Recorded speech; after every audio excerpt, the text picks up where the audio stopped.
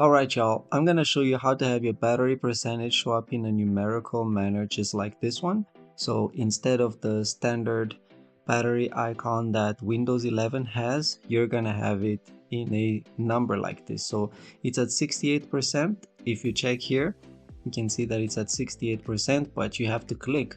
Now, the reason why I'm doing this and the reason why I need it is because I want to see the battery percentage just at a glance. I just want to look at the taskbar and see the battery percentage. And this is very easy. I tried many apps and the one that works best for me is actually battery percentage pure battery, which is the first one that comes up when you search.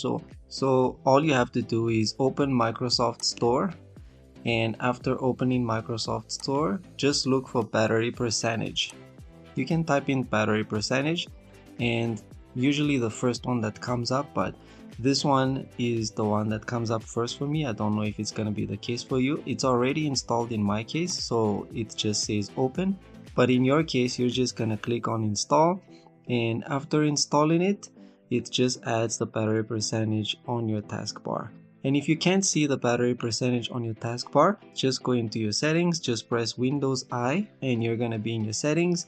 And when you're in your settings, just go to personalization, and in personalization, just scroll down until you see taskbar.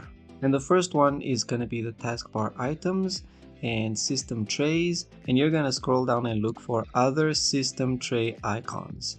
You're gonna click on the drop down to see more of that, and you're gonna see pure battery here. So mine is enabled, but normally it's not enabled like this. So if it's not enabled, then you just need to enable it, and you're gonna see it show up here once you have enabled it. And that's pretty much it. That's how you have battery percentage showing up on your taskbar.